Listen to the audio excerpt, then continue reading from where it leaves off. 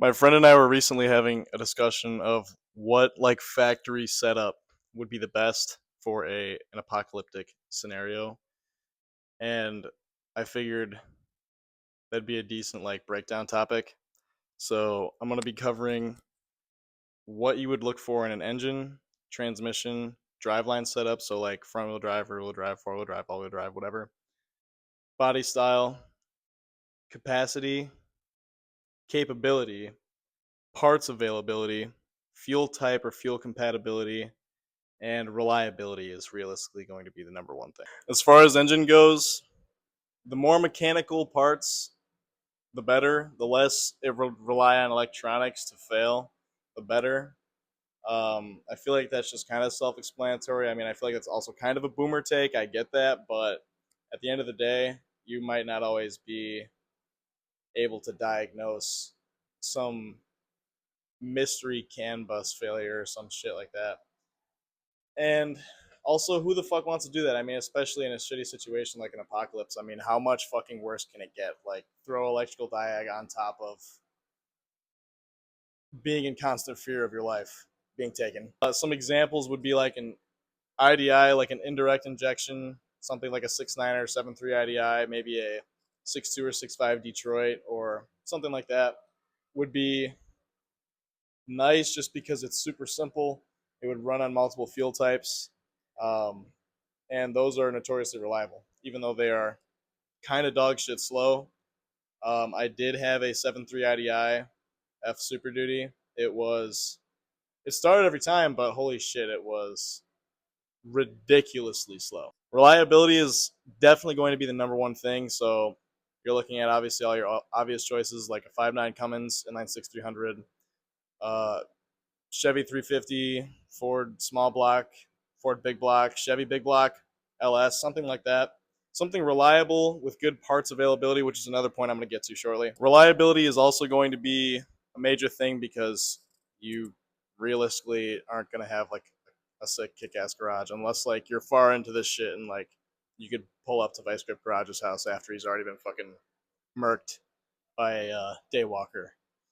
But reliability is obviously going to be the number one thing. So that's going to be less reliant on electrical components, um, gear driven. Ideally, the less belts or chains that there can be would be ideal. Um, a mechanical fuel pump or mechanical injection setup somehow obviously also would be. I put power with a question mark because like everyone's seen Zombieland, like he's got the 6.0 Hummer and he's hauling ass down the empty highway, but it's like, I mean, it's not like you have to run from the police. Zombies aren't going to be driving. They're not going to be chasing you at 60 miles an hour. Power, maybe, but I just don't see it being that big of a deal. I mean, especially when you're going to be worrying about trying to diagnose something and something with power adders, like something that's been modified, is going to be hard to diagnose.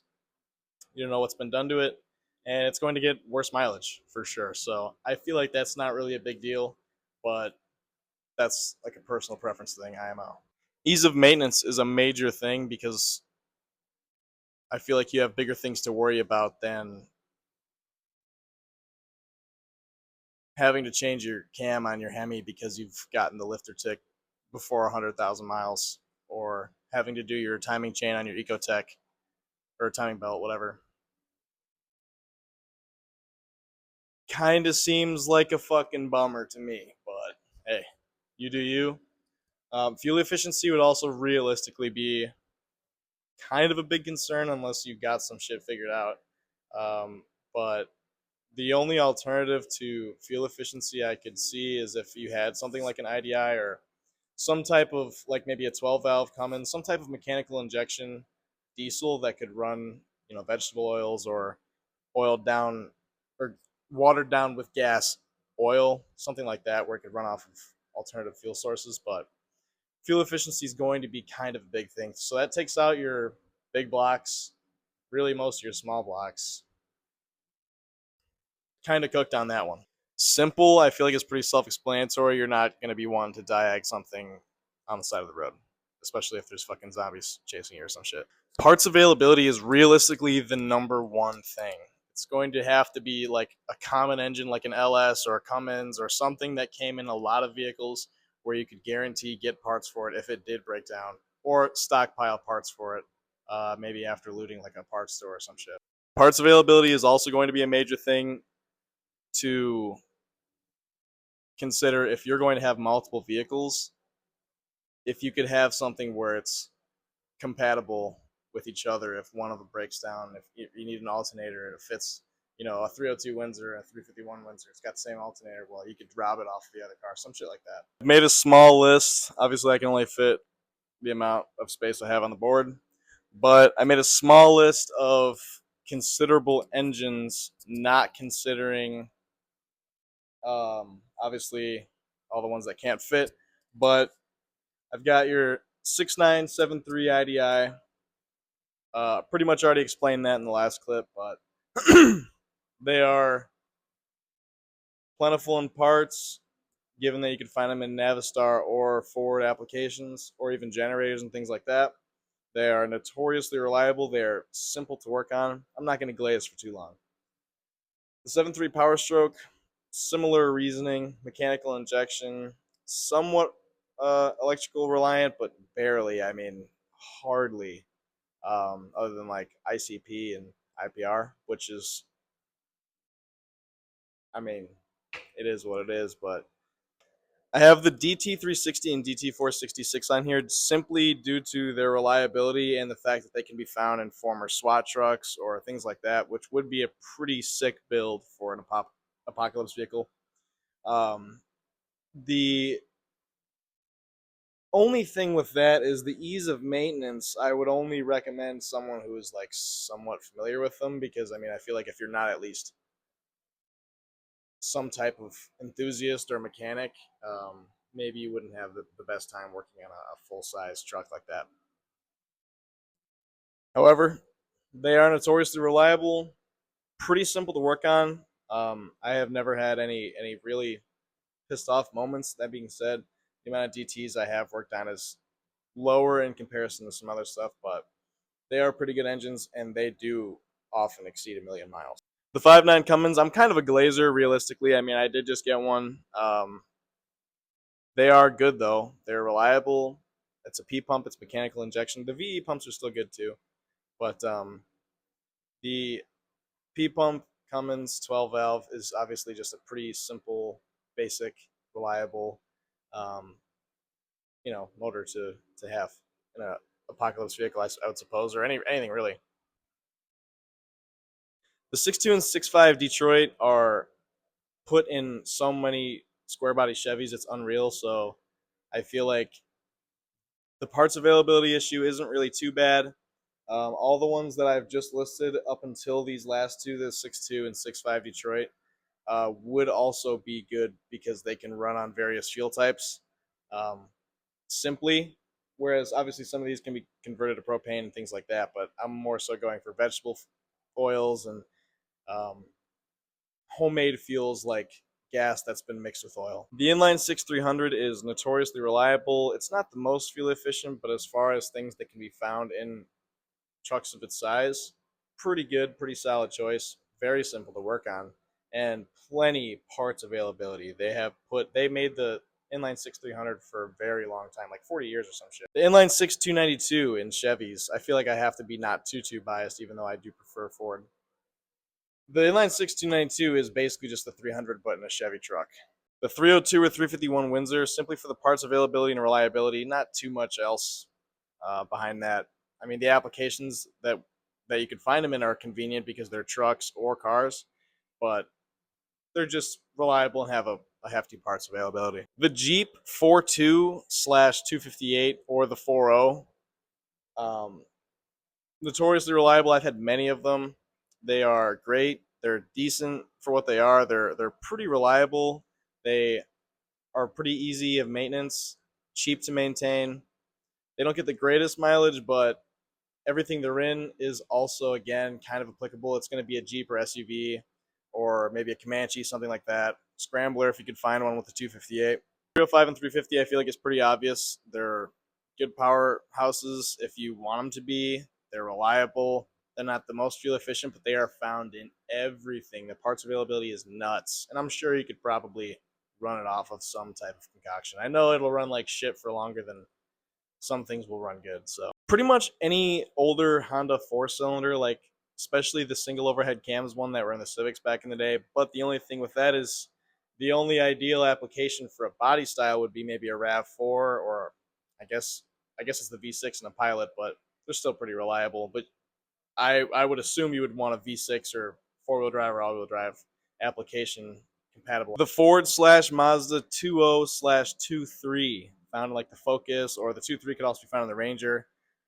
Notoriously reliable, definitely a more fuel efficient option. Could be found in a Ranger, could be found in a Focus. The Focus ST had also had the 2.3. Later Focuses had the 2.0. I'm not a huge fan of that gen, but the 2.3 is notoriously reliable, and it can also be found in a Ranger.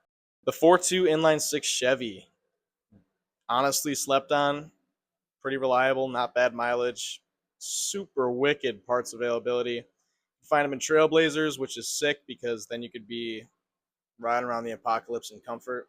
The 3800, which I guess I'd also include the 3900, but the 3800, you find that bitch in a fucking Buick LeSabre and you're golden. Like, seriously, that would be fire. I don't think the truck shit applies to this. I think a Buick LeSabre is more of a truck than most of these trucks that I've talked about.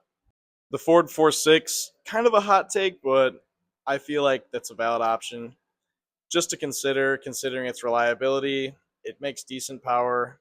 The parts availability is insane, and they are found in so many cars. I mean, they made so many just in cop cars alone. You could never run out of parts. The 5.7 or 6.4 Hemi, I feel like it's going to be definitely less of a fuel efficient option, even though in the Chryslers and the Dodge Challengers and Chargers they might get a little better mileage. The trucks, they're going to be a little bit worse. The Durangos maybe is a mid zone. I don't know. I've never owned one, but they are good powerhouses. They are reliable. There is plenty of parts availability, and anything that it's going to be in is realistically going to be a nicer car than any of these other options. Almost any LS. I don't really think Chevy was good after 2015 IMO, but basically any LS before that, simply for the parts availability and the fact that they're reliable. And I mean, again, anything an LS is going to be in is going to be a pretty good option for the most part. The Mopar 5.2 or 5.9, wicked parts availability considering they made them for so long. Find them in trucks, Durangos. They're pretty reliable, and I don't know if you've ever been in the engine bay of a 5.2 or 5.9 gas, but they are pretty open. There's a lot of space considering the V8. Buick 225 or 231 V6, notoriously reliable. You can find them in Jeeps. That was kind of just a throwaway option because I was like, I have to include some type of V6 because none of these other ones are V6s. BMW 2.8 and that engine family. I'm not super well versed in BMWs, but I have never seen an E36 on Marketplace with less than 250,000 miles, so it's got to be at least decent. Any Toyota like 15 years or older, like a Tacoma, Tundra, Corolla even, I mean, they're all pretty solid options. A Tundra or Tacoma would definitely make it pretty high on this list. For transmissions, I feel like some of these are going to be personal takes. It is what it is. It's unavoidable. But ideally, for me, it would be a manual 100% for the simplicity factor of I don't have to worry about it sitting for a long time and the clutch pack's running out. I don't have to worry about having old fluid in there and having a leak and having to top it off with new fluid and it might start slipping. I don't have to worry about shift solenoids. I don't have to worry about clutch packs. I don't have to worry about a torque converter. I don't have to worry about any of that.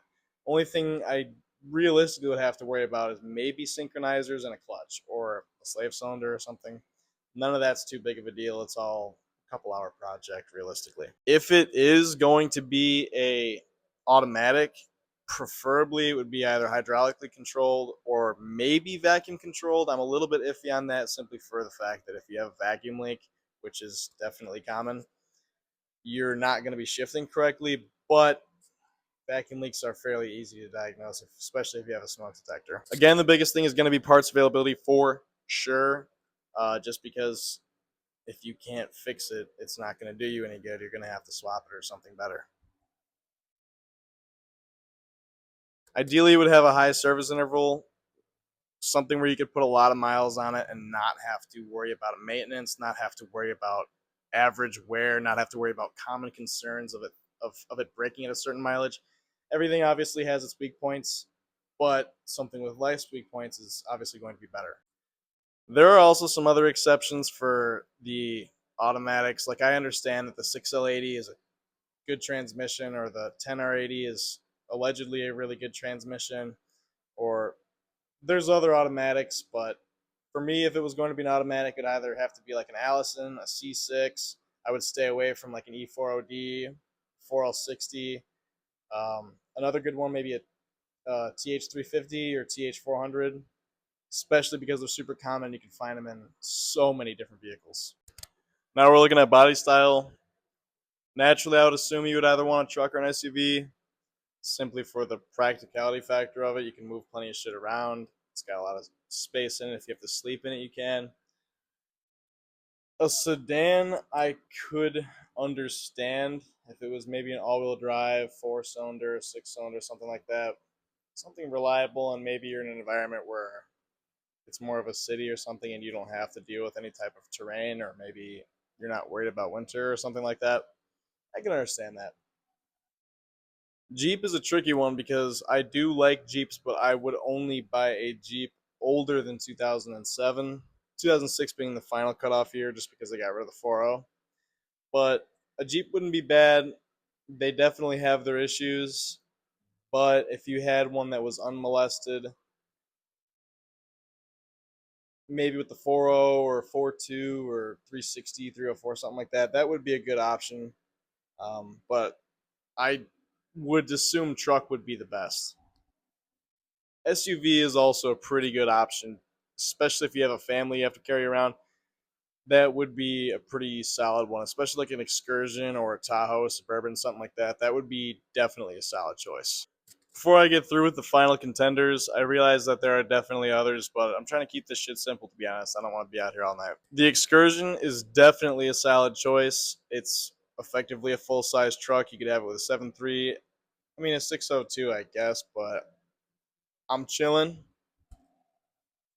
Excursion is off an option 4-wheel drive, off an option very nice interior, very spacious. Could definitely pull a trailer.